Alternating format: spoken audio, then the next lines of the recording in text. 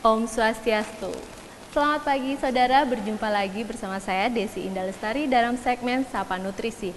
Nah, kali ini dalam segmen Sapa Nutrisi, depan saya sudah ada nih bayi. Nah, ini duplikat bayi. Kenapa ada duplikat bayi? Karena kita dalam Sapa Nutrisi kali ini kita akan membahas seperti apa tips aman menyusui terlebih saat pandemi COVID-19 saat ini. Nah, seperti apa? Di samping saya sudah ada Ibu Ari selaku ahli gizi Poltekkes Denpasar. Nah, seperti apa? Ayo kita sapa beliau. Selamat pagi, Bu. Selamat pagi, Mbak. Sehat ya, Bu ya? Wah, Sehat. Ibu masih tetap awet muda nih, Bu. Wah, ahli gizi harus seperti itu ya, menjaga nutrisi dan kesehatan. kesehatan, Bu ya. Pengaruh dengan penampilan. Betul. Oke. Ibu, kita episode ini kita membahas segmen Sapa Nutrisi terkait tips sehat menyusui. Mungkin sebelum kita ke tips sehatnya, mungkin seperti apa, Bu, pentingnya menyusui bagi ibu-ibu muda yang punya bayi ini, Bu? Mungkin seperti apa, Ibu Ari? Silahkan. Ya, terima kasih, Mbak Desi. Ya, mungkin saya sampaikan di sini bahwa seorang ibu menyusui kalau sudah mendengar ya masa sekarang ya zaman COVID, nah ini khawatir sekali. Duh, bagaimana saya menyusui? Apalagi ada istilah jaga jarak minimal 1 meter. Nah, ini yang menjadi masalah sebagai seorang ibu menyusui. Tapi jangan khawatir ibu-ibu yang lagi menyusui di rumah ya. Saya kira bagaimana pentingnya ibu harus menyusui, tetap harus menyusui pada saat pandemi ini ya. Berarti menyusui tidak boleh berhenti hanya karena pandemi ya, Bu ya. Betul, ya. Ya, itu sangat penting karena bisa dibilang nutrisi itu lebih lengkap ada di air susu terlebih 6 bulan pertama, Bu. Benar Ya, seperti itu. Betul ya.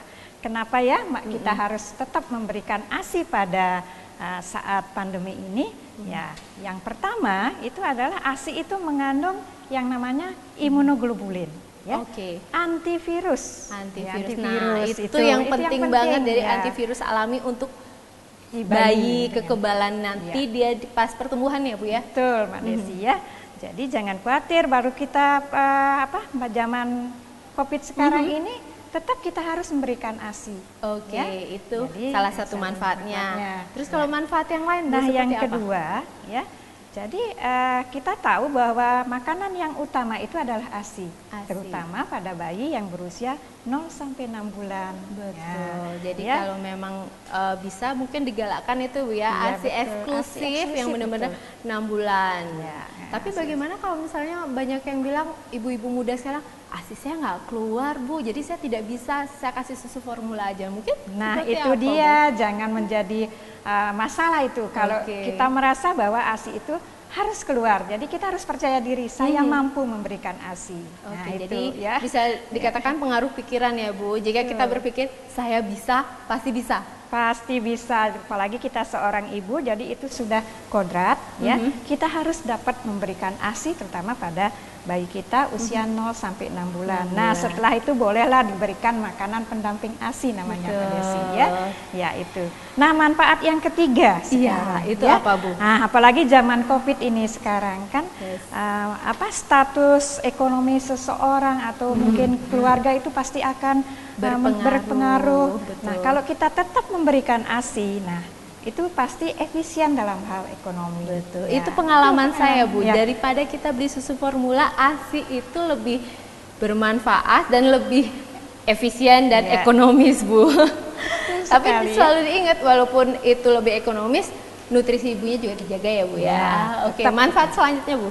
Ya, jadi selain pada bayi, pada ibu juga penting. Ya. Oke. Ya, penting untuk ibunya sendiri.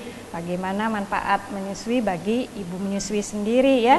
Jadi tetap dapat menjaga kesehatan, terutama ini menghindari resiko kanker payudara. Itu Mbak Desi. Oke, Ya. berarti menyusui itu memang selain memang sangat bermanfaat bagi bayi, bagi Ya. ibunya juga, Ya. terutama itu ya, Bu ya, mencegah kanker itu karena mungkin karena air susunya keluar dengan baik, mungkin seperti itu. Betul. Ya, jadi dia kalau sudah dirangsang oleh bayi, jadi tetap diisap, jadi otomatis produksi ASI itu lancar, keluar terus, sehingga tidak ada gumpalan-gumpalan di dalam payudara ibu, sehingga itu ASI tetap lancar keluar. Itu yang Meminimalisir ya. pengaruh terjadinya kanker. Kanker payudara.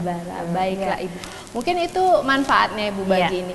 Tapi bagaimana Bu jika Ibu itu apalagi pandemi saat ini? Ya, katakanlah mudah-mudahan enggak ya Bu ya.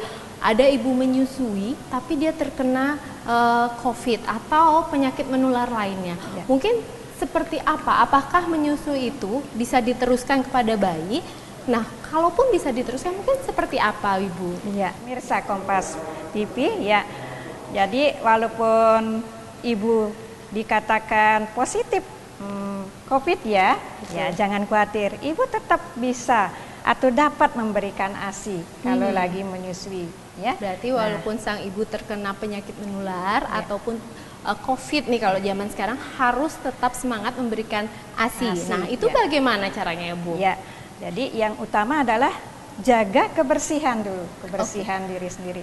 Ibu datang dari luar ya, kemudian datang dari luar lingkungan rumah maksud saya ya. Jadi cepat bersihkan diri sendiri dulu, kemudian cuci tangan, jangan lupa cuci tangan, kemudian mandi, baru menyentuh bayi, baru mengambil bayi, ya. Tapi tidak, kemudian tetap menggunakan masker kalau kita mau menyusui, gitu, ya. Nah, mungkin ibu-ibu khawatir, nah, apakah saya bisa menggendong bayi kalau saya dalam keadaan sakit, positif ya, dalam keadaan sakit, tetap Mbak Desi. Jadi yang namanya kontak dengan bayi, ya maaf saya memberikan contoh ya. Betul. Jadi ibu tetap bisa menggendong bayi seperti yang namanya bonding ya, kontak. Berarti dengan kita menggendong bayi itu akan meningkatkan bonding kepada anak, sekalipun pemirsa di rumah atau ibu-ibu yang sedang menyusui itu terkena penyakit menular. Jadi tapi kita harus safety dulu dengan diri sendiri begitu ya Bu ya. Betul ya, tetap pakai masker ya. Kemudian tadi kita sudah mencuci tangan. Jadi kontak mata tetap dengan bayi itu tetap terjaga. Berarti tetap komunikasi juga ya, walaupun dia masih bayi dia mengerti ya bahasa kita Bu ya. Ya betul Mbak Desi ya. Berarti itu harus tetap dilakukan. Tapi aman Bu dengan air susunya. Nah, ini ada dari WHO sudah menemukan. Jadi faktanya sampai saat ini jadi virus itu tidak menular melalui ASI Mbak Desi ya. Oke, nah jadi itu yang perlu penting dicatat ya, Ibu. Ibu Ari tadi menjelaskan itu air susu tidak tertular. Jadi jika kita sang ibu menyusui terkena COVID atau penyakit menular ini tidak tertular pada ASI-nya. Jadi tetap memberikan ASI dengan menjaga kebersihan kita. Nah, itu berarti itu kuncinya Bu ya, betul, harus tetap bonding, harus tetap ASI-nya. Jadi kalau ada bonding juga ASI akan terus keluar ya Bu ya. Oke. Nah, itu tentang ibu yang menyusui tapi terkena penyakit menular. Tapi bagaimana dengan ibu yang bekerja nih Bu? Zaman sekarang kan ibu-ibu banyak yang bekerja, seperti saya harus meninggalkan rumah, harus bekerja, sementara sang anak harus masih dapat susu. Nah, bagaimana tuh Bu caranya? Ya, Mbak Desi. Jadi zaman sekarang ya, jarang sih ada ibu-ibu yang diam di rumah saja ya, dengan sendirinya pasti ditinggal bekerja. Jangan khawatir ya ibu-ibu. Jadi ibu tetap memberikan ASI dengan cara gimana? Kalau ASI ibu banyak, perah dulu. Ya, diperah. Jadi ditampung ibu, diperah, ditampung. Maaf, ditampung dengan sebuah gelas. Ya, gelas, kemudian dituang di dalam gelas yang tidak tajam ya pinggirnya, baru kita berikan pada bayi. Mungkin kalau cara memberikannya gimana Bu? Lebih baik kan sekarang juga banyak yang merah ke kantong, terus pendinginan. Nah, seperti biasa kita hangatkan dulu baru diberikan pada bayi.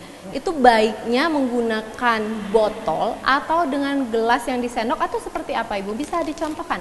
Iya, Mbak Desi, kalau memberikan ASI perah, ya, memberikan ASI perah, memang sebaiknya gunakan gelas atau cangkir. Jangan menggunakan botol. Kenapa ya Mbak Desi ya? Iya, kenapa itu Bu? Jadi ibu-ibu di rumah kalau memberikan ASI perah, kalau menggunakan botol nanti bayinya bingung. Namanya bingung, putingnya bingung. Gitu. Jadi lupa dengan puting, lupa dengan payudara. Jadi tetap diberikan dengan gelas. Ya, saya contohkan kalau sudah ditampung ASI-nya, ASI perah, berikan pada bayi. Ya, jadi pelan-pelan. Ya, berikannya pelan-pelan. Ya, dituang. Menggunakan sendok juga boleh. Oke. Menggunakan sendok boleh. Sendok gitu sendok Bu boleh, ya. ya. Yang penting tidak menggunakan botol. Oke. Ya, demikian, Mbak Desi, sekalipun ya. botol yang dibilang mirip dengan kenyamanan menyusui, tapi lebih baik dengan sendok Bu ya. Ya. Nah itu nih udah pasti ibu-ibu di rumah udah penasaran nutrisi ibu menyusui seperti apa Bu di Sapa Nutrisi ini? Iya betul Mbak Desi ya. Jadi tetap kita menjaga gizi seorang ibu menyusui ya, agar produksi ASI itu lebih banyak. Oke. Ya, tidak karena kita tahu jadi seorang ibu menyusui itu harus menyediakan nutrisi juga pada bayinya melalui ASI. ASI, ya. betul. Harus banyak asupan nutrisi. Terutama apa?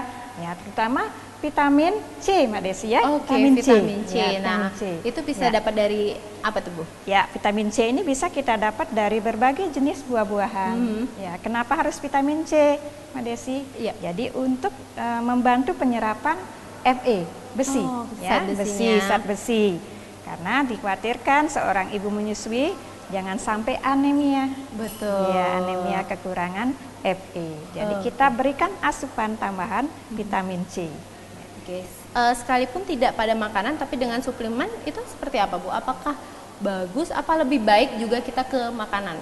Ya, kalau sudah seorang ibu menyusui dengan gizi seimbang, ya saya kira suplemen itu tidak perlu lagi. Tapi kalau ada seorang ibu yang merasa asupannya kurang, saya kira tidak masalah diberikan suplemen, ya, terutama Fe, ya, ya, Oke. tidak masalah. Untuk ya. asupan sendiri seperti apa Bu? Apakah 2 kali makan, 3 kali makan atau seperti apa? Karena kita tahu pengalaman saya juga kalau menyusui, saya lapar Banyak terus makan. nih Bu. Mungkin seperti apa?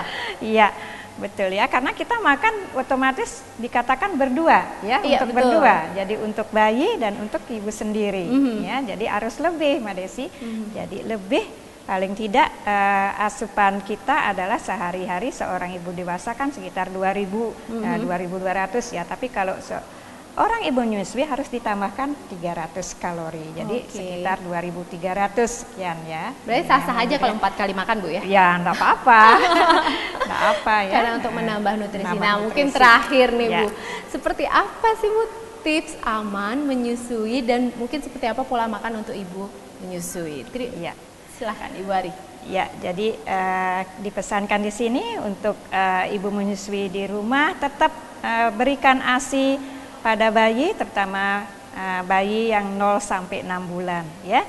Nah, walaupun masa pandemi seperti sekarang ini, jadi jangan lupa tetap kita jaga kebersihan diri sendiri dulu, kemudian sebelum menyentuh bayi, ingat ya, apa misalnya cuci tangan, kemudian pakai masker. Nah, itu tetap. Nah, kita berikan ASI pada bayi. Nah, satu lagi, kalau ibu di rumah merasa positif atau ada gejala pandemi ya, COVID, ya segera ibu memeriksakan diri ke rumah, ya ke dokter maksud saya, ke dokter ya.